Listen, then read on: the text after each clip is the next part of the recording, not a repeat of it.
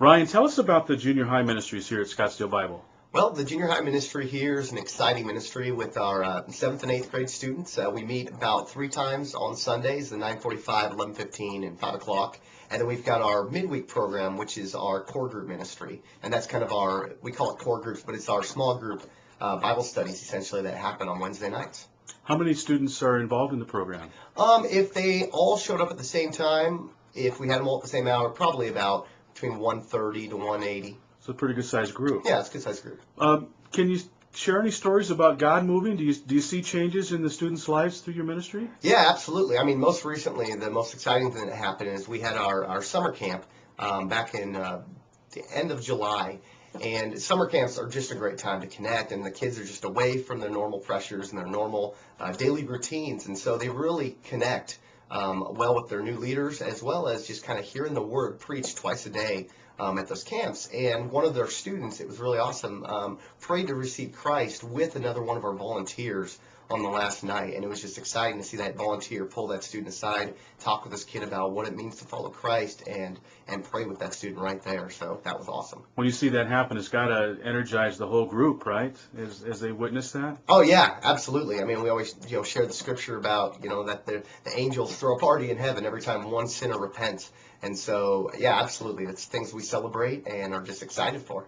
Now, are volunteers an important part of what you do? Yes, our ministry doesn't exist without volunteers, because with junior high ministry, it's more than just a Sunday school like teacher format where I could be up front and relate to all these kids. Because it's a large group of kids, we need volunteers that connect with these students at a smaller level. And so our small groups that once in a while will break out on Sundays, but the majority is on Wednesday nights is when we have our small group studies.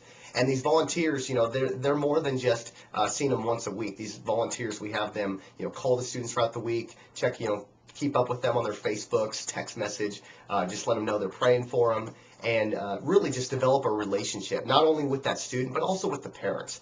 Because as any parents of junior hires will tell you, at this age, they get a little harder to listen to their parents and start listening more to their peers. But when you can get a godly young person in their life that they look up to, and those leaders are repeating the same thing mom and dad are repeating, then it's God just uses that and is the voice into the lives of these junior high students. If someone watching this video were wanting to help but maybe feel a little intimidated that they wouldn't be able to connect, do you mentor them somehow to kind of ease them into this process? Yes, absolutely. We've got, generally with the newest staff members, we actually team them up with one of our veteran staff members. And so a little of it's learning as you go, but then we also meet once a month and also have a yearly retreat that we go on that's all about training on what to look for, how to minister to junior high students, how to develop relationships with them, and kind of what their special needs are, so that we can be aware of what's going on in the lives of junior hires, so we can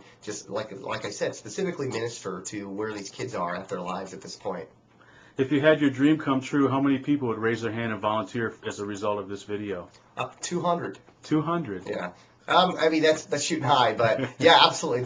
Because our ministry is only as big as the number of volunteers we have to relate to these students. And so the more volunteers we have, the easier it is to have volunteers, keep up with, 5 or 6 students that they can call throughout the week, pray for them. When the student's not there, give them a call to see how they're doing, and just really walk with these students as they follow Christ through this period in their lives.